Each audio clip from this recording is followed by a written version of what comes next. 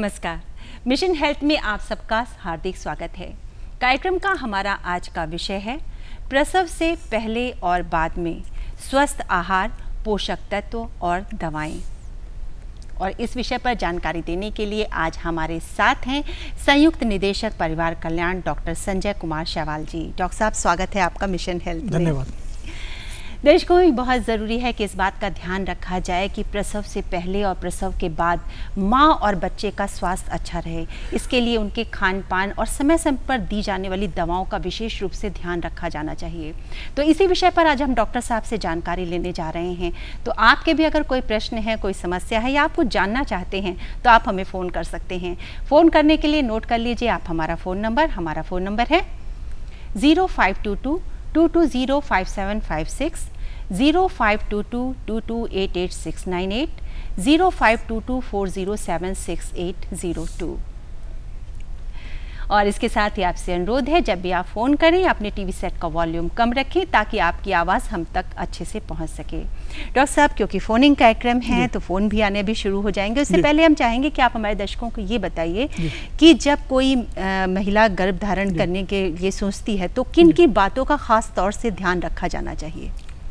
देखिए, गर्भ धारण करने से पहले ये बहुत ज़रूरी है कि जो लड़की की एज है वो मिनिमम 18 साल एज होनी चाहिए, क्योंकि 18 साल से कम आयु में जो है वो लड़की शादी के लिए उसका शरीर परिपक्व नहीं होता है।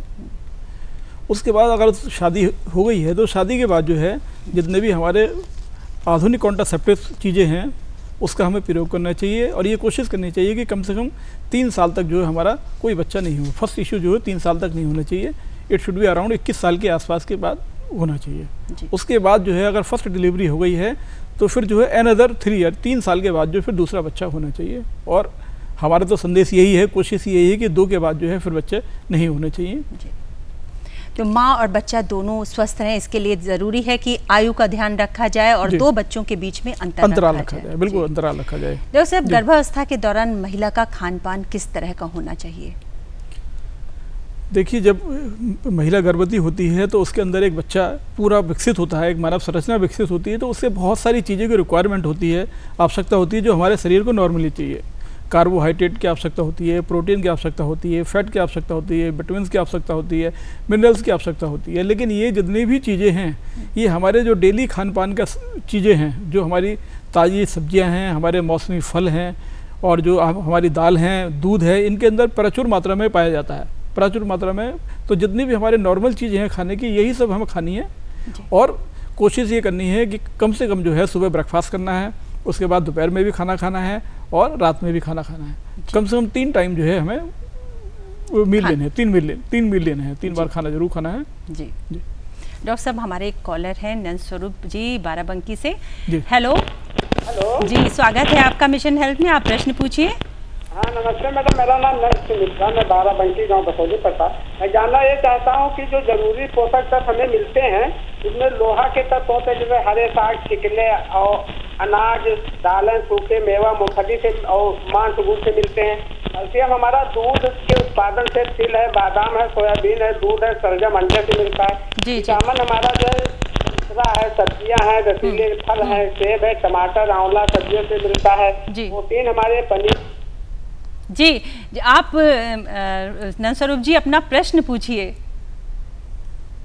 ये तो उत्तर दे दिया ना जी।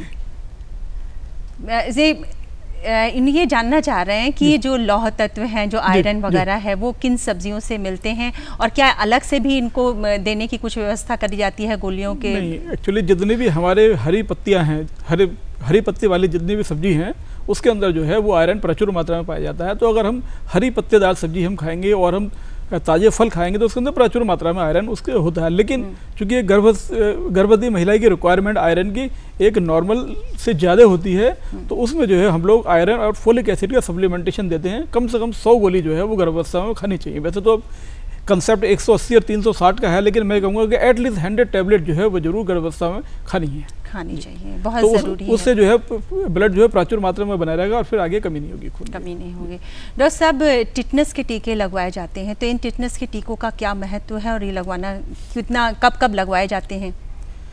देखिए, टिटनेस जो है एक ये जानलेवा बीमारी है और कोई भी हमारी अगर इंजरी हो जाती है, चोट लग जाती है, तो उसमें वो इन्फेक्शन होने की संभावना रहती है जी। तो गर्भ अवस्था में जो है चूँकि बहुत ज़्यादा इंजरियाँ होती हैं तो उसकी हमें पहले से तैयारी करनी होती है जी। तो टिटेनस टॉक्साइड जो है वो टिटेनस बीमारी रोकने के लिए टीका लगाया जाता है। तो जैसी महिला गर्भवती हुई है हमारी जानकारी में आ गया तो तुरंत हमें जो है एक टीटी का टीका लगवाना है और फिर जो है डिलीवरी के जस्ट पहले जो है जो भी मैच्योरिटी का टाइम है उससे जस्ट पहले जो है एक टीका जो है ये लगवाना है। 2 टीके जो है कम से कम हमें अवश्य रूप से लगवाने हैं। जी डॉक्टर साहब, आइए इसी विषय पर आधारित एक लघु नाटिका देखते हैं कि प्रसव से पूर्व और प्रसव के बाद स्वस्थ खान पान और दवाएं इनका क्या महत्व है। आइए देखते हैं।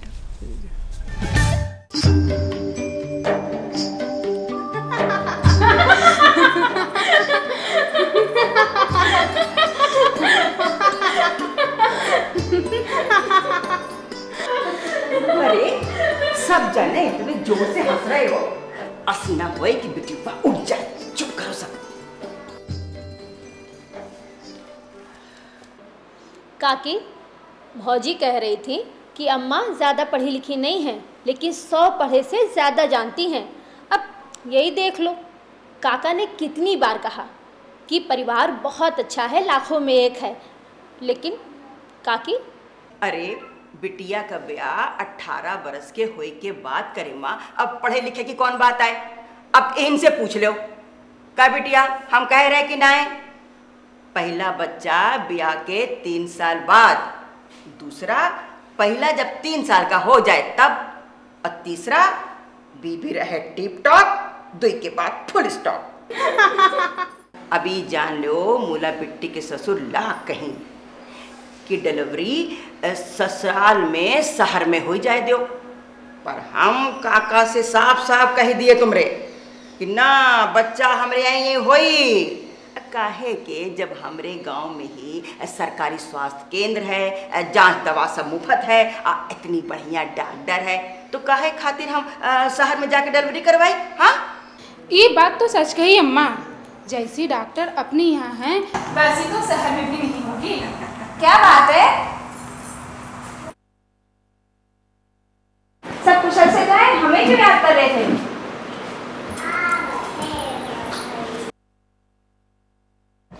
अरे डॉक्टर दीदी, अम्मा कह रही थी कि जब इतनी अच्छी डॉक्टर अपने गांव में हैं तो शहर जाने की कौन ज़रूरत है।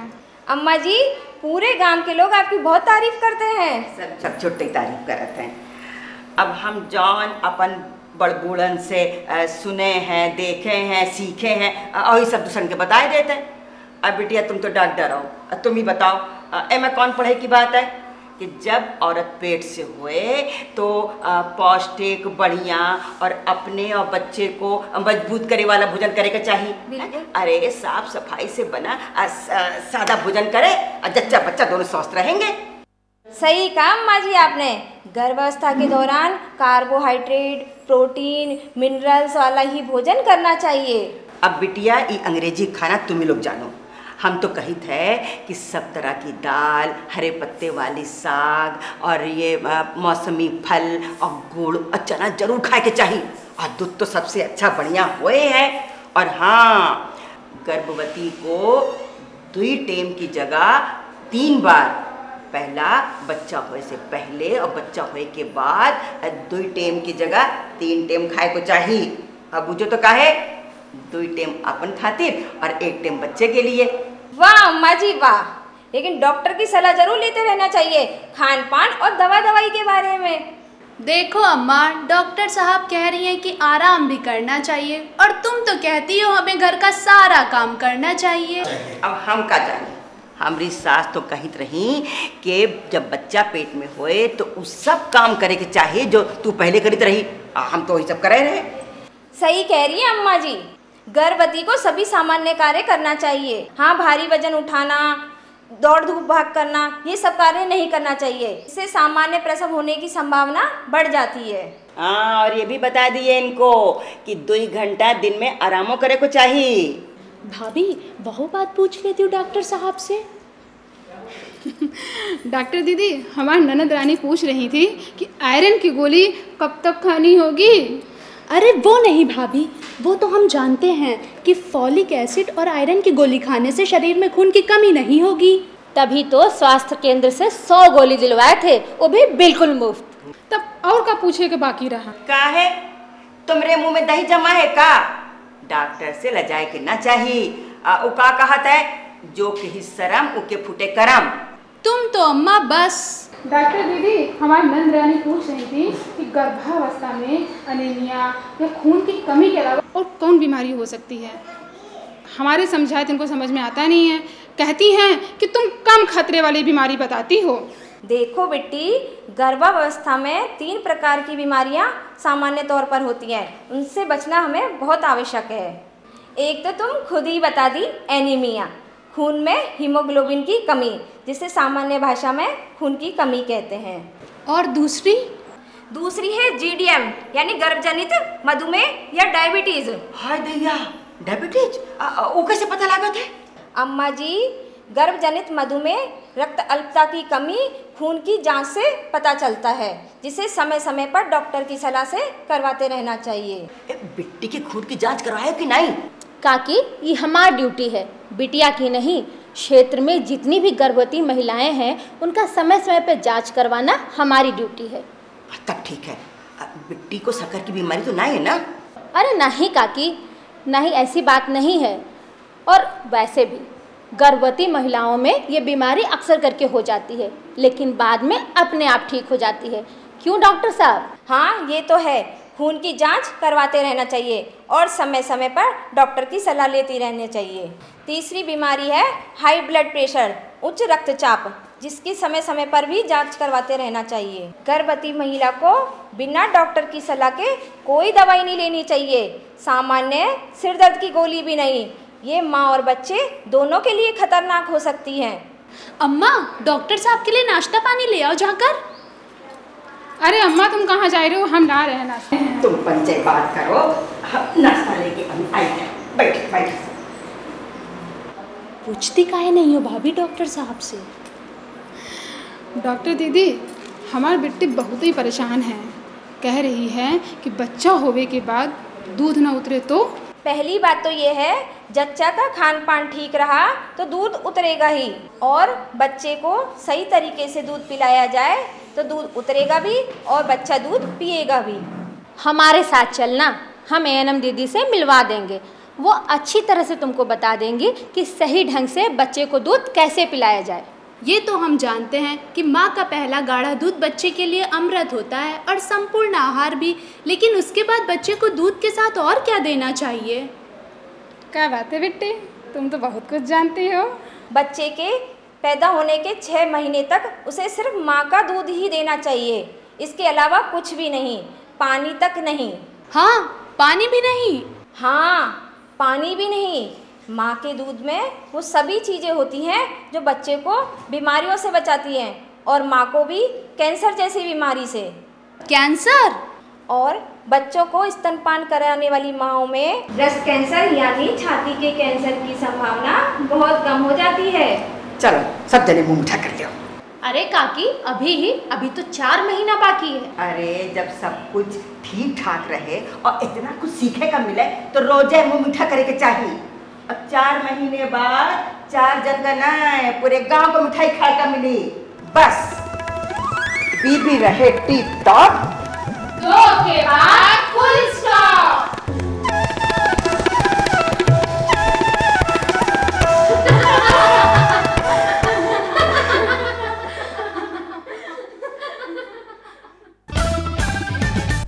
तो अभी आपने देखी है लघु नाटिका की प्रसव से पहले और प्रसव के बाद स्वस्थ आहार, पोषण और दवाओं का क्या महत्व है।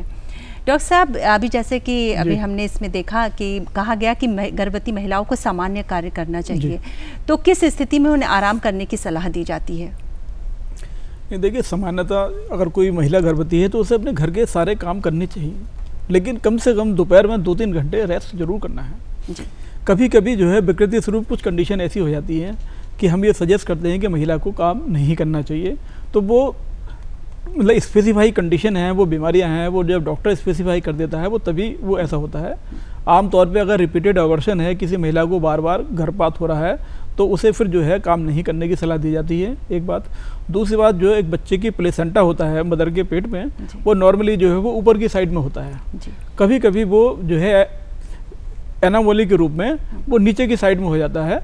तो उसमें जो जब बच्चे की डिलीवरी होती है तो बहुत भारी ब्लीडिंग की उसमें संभावना, जैसे ही बच्चा नीचे आता है उसके हेड नीचे आता है, ब्लीडिंग की संभावना रहती है। तो ऐसी स्थिति में अगर लेडीज़ काम करेगी तो उसकी ब्लीडिंग की संभावना हो जाएगी और उसकी इवन डेथ भी हो सकती है, उसमें सावधानी बरती जाएगी। तो प्लेसेंटा प्रेविया वगैरह ऐसी कंडीशन होती हैं, उसमें ये कंडीशन कहा जाता है कि भाई आपको रेस्ट करना है, लेकिन वो डॉक्टर ही बताएगा, तभी वो डॉक्टर क्लिनिकली स्पेसिफाई कंडीशन है वो, मतलब डॉक्टरी परामर्श के बाद ही आराम की सलाह दी जाती है। तो दर्शकों, मिशन हेल्थ में वक्त हो गया है ब्रेक का, मिलते हैं ब्रेक के बाद। ब्रेक के बाद एक बार फिर से स्वागत है आपका कार्यक्रम मिशन हेल्थ में, और आज का हमारा विषय है प्रसव से पहले और बाद में स्वस्थ आहार, पोषक तत्व और दवाएं। और इस विषय पर जानकारी देने के लिए हमारे साथ हैं संयुक्त निदेशक परिवार कल्याण डॉक्टर संजय कुमार शैवाल जी। डॉक्टर साहब, ब्रेक पे जाने से पहले हम ये बात कर रहे थे कि आराम की सलाह महिलाओं को दी जाती है, इसके साथ ये भी जानना चाहेंगे कि गर्भावस्था के दौरान कौन सी बीमारियां महिलाओं को हो सकती हैं? देखिए, गर्भावस्था के दौरान 4-5 मुख्य तौर पर बीमारी होती हैं। सबसे पहले तो हम लोग अभी खून की कमी की बात कर रहे थे, एनीमिया के जी। तो अगर खून की कमी हो जाती है तो फिर जो है वो प्रसव में और दिक्कत होगी महिला को, चूँकि प्रसव में काफ़ी ब्लीडिंग होती है। तो सबसे ज़्यादा ध्यान जो है वो पहला कंडीशन जो है वो एनीमिया का है। वो मैंने उसको बताया कि इसके लिए आप आयरन फोलिक एसिड के टैबलेट भी लेनी है और ताज़े फल और सब्जी भी खाने हैं। दूसरी जो समस्या है वो उच्च रक्तचाप की है, हाई ब्लड प्रेशर की जो समस्या होती है, तो उसका हमें ध्यान रखना है। हमें ANM बहनजी से 3 जो है ANC चेकअप करवाने हैं, तो उससे वो क्लैरिफाई हो जाएगा। अगर वो ज़्यादा एक कंडीशन ज़्यादा ख़राब है, एक लिमिट से ज़्यादा है, तो फिर हमें उसमें डॉक्टर की सलाह लेनी है, वो उसका उपचार करेंगे। उसके अलावा गैस्ट्रेशनल डायबिटीज़ मिलेटस होती है, GDM हम लोग इसे कहते हैं। तो गर्भावस्था में जब बच्चा आता है तो कुछ महिलाओं को जो है वो मधुमेह की बीमारी हो जाती है। ये जनरली लास्ट ट्राइमेस्टर में होती है, आखिर के जो 3 महीने होते हैं। तो इसका जो है बहुत ज़्यादा ख्याल रखना पड़ता है, क्योंकि इसमें क्या है कि एक बच्चा जो है वो ओवरवेट हो जाएगा। ओवरवेट बच्चा हो जाएगा तो उसमें डिलीवरी की उसकी संभावना कम हो जाएगी, कठिनाई होगी डिलीवरी में। प्री क्लैम्सिया हो सकता है, इक्लैम्सिया हो सकता है, जिसे माता को बेहोशी होना और झटके आना जिसे कहते हैं ना। तो ये 3-4 कंडीशन है। इसके अलावा प्री क्लैम्सिया, इक्लैम्सिया हम लोग साइंटिफिकली कहते हैं, जिसमें माता को जो डिलीवरी से पहले जो है वो झटके आने शुरू हो जाते हैं, सीजर आने शुरू हो जाते हैं, उसमें वो माता की भी मृत्यु हो सकती है, उसमें बच्चे की भी मृत्यु हो सकती है। ये 4-5 कंडीशन नॉर्मली जो होती हैं। बाकी फिर साइंटिफिकली तो बहुत सारी कंडीशन है, लेकिन वो सब 1% में है, 99% चीज़ें इससे कवर हो जाती हैं। जी डॉक्टर, संस्थागत प्रसव की बात की जाती है, तो ये संस्थागत प्रसव कराना क्यों ज़रूरी है? देखिए, ये बहुत ही महत्वपूर्ण प्रश्न है, क्योंकि जब भी किसी महिला की डिलीवरी होती है तो ये एक साइंटिफिकली फिजियोलॉजिकल प्रोसीजर है जी। फिजियोलॉजिकल प्रोसीजर को हम लोगों ने उसे साइंटिफिकली मैनेज करते हैं हम। तो जब किसी महिला की डिलीवरी होगी तो उसका जो है बेबी जो है जैसे डिलीवर होगा उसका ध्यान रखना है कि वो एकदम वो रिवाइव हो पाता है, नहीं हो पाता है। उसके अलावा जो है जब डिलीवरी होगी तो मदर को जो है बहुत सारा ब्लड लॉस होता है, उसकी भी रिकवरी का ध्यान रखना है। उसमें इन्फेक्शन होने की भी चांसेस रहते हैं उसमें। तो इसलिए जो है वो संस्थागत प्रसव भी इसमें बहुत ज़रूरी है। अदरवाइज जो कोई और कॉम्प्लिकेशन भी हो सकता है, हायर अगर दूसरा कॉम्प्लिकेशन होगा तो हमें सीजरियन ऑपरेशन वगैरह करना पड़ सकता है, ऑब्स्ट्रक्टेड लेबर करनी पड़ सकती है। तो वो घर पर तो पॉसिबल ही नहीं है। डॉक्टर के अगर हो रहा है तो आइडेंटिफाई कर लेंगे कि भाई अब ऑब्स्ट्रक्टेड लेबर है, अब हमें जो है नॉर्मल डिलीवरी नहीं हो पाएगी, तो फिर हमें ऑपरेशन करना पड़ता है। डॉक्टर साहब, प्रश्न और भी है, जिज्ञासाएं और भी हैं, लेकिन फिलहाल अभी हम एक ब्रेक ले लेते हैं, मिलते हैं ब्रेक के बाद। कार्यक्रम चल रहा है मिशन हेल्थ और आज का हमारा विषय है प्रसव से पहले और बाद में स्वस्थ आहार, पोषक तत्व और दवाएं। और इस विषय पर जानकारी दे रहे हैं संयुक्त निदेशक परिवार कल्याण डॉक्टर संजय कुमार शैवाल जी। डॉक्टर साहब, बच्चे के जन्म के बाद उसे जो टीके लगवाए जाते हैं वो टीके कितने महत्वपूर्ण हैं? देखिए, बहुत ही महत्वपूर्ण आपका प्रश्न है, क्योंकि जो एक बच्चा पैदा होता है उसके अंदर जो है इम्यूनिटी नहीं होती है जी। बच्चे को जब सर्टेन लेवल पे डेवलप हो जाता है, बड़ा बच्चा हो जाता है, तब उसके अंदर जो है प्रतिरोधक क्षमता जो है या एंटीबॉडी जो है वो डेवलप होती है। तो बच्चे को जीवित रखने के लिए, बच्चे को सुरक्षित रखने के लिए ये बहुत आवश्यक है कि जो है जन्म से ही उसके जो है टीके लगवाने शुरू करवा दिए जाएँ।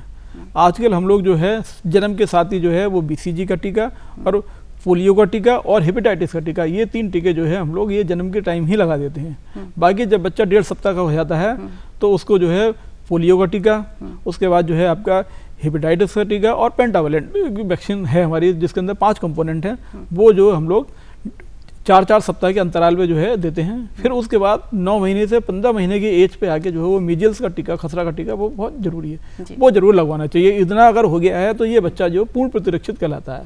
यद्यपि इसके बाद भी बूस्टर डोज लगाई जाती हैं, लेकिन इतना तो बिल्कुल ही आवश्यक है। ये अगर इतना हो गया है तो फिर बच्चा वो नॉर्मल जितनी बीमारी है उसके लिए सुरक्षित हो जाएगा वो।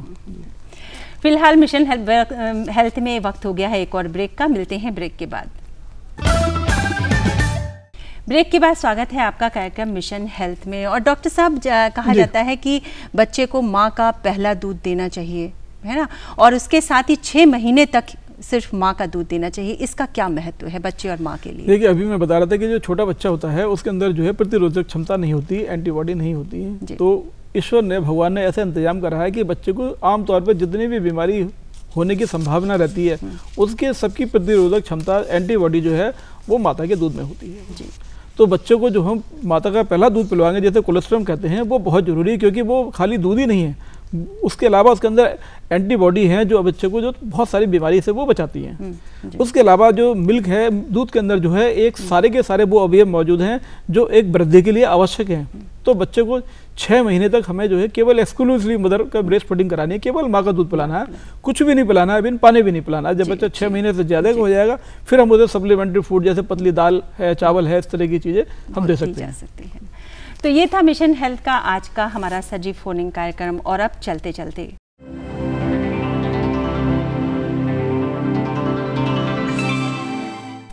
चलते में दर्शकों, हम आपसे एक प्रश्न पूछते हैं। उस प्रश्न का सही उत्तर भेजने वाले दर्शकों में से किसी एक दर्शक के पत्र का चयन हम लकी ड्रॉ के द्वारा करते हैं और फिर आमंत्रित करते हैं उन्हें अपने यहाँ स्टूडियो में। तो नोट कर लीजिए हमारा आज का प्रश्न। हमारा प्रश्न है, माँ का पहला गाढ़ा दूध और माँ द्वारा 6 माह तक नवजात को स्तनपान कराना बच्चे और माँ दोनों के लिए लाभकारी है या नहीं? और इस प्रश्न का उत्तर आप हमें जिस पते पर लिखकर भेजेंगे वो पता भी नोट कर लीजिए। हमारा पता है प्रस्तुतकर्ता मिशन हेल्थ, कमरा नंबर 205, दूरदर्शन केंद्र 24 अशोक मार्ग, लखनऊ 226001। और हमारा ईमेल आईडी है missionhealth.ddupLQ@gmail.com। डॉक्टर साहब, आप आए और प्रसव से पहले और बाद में माँ का आहार, बच्चे का स्वास्थ्य किस तरह से सही रहता सकता है, दवाएं कैसे दी जानी चाहिए, इस बारे में महत्वपूर्ण जानकारी दी। इसके लिए आपका बहुत बहुत धन्यवाद।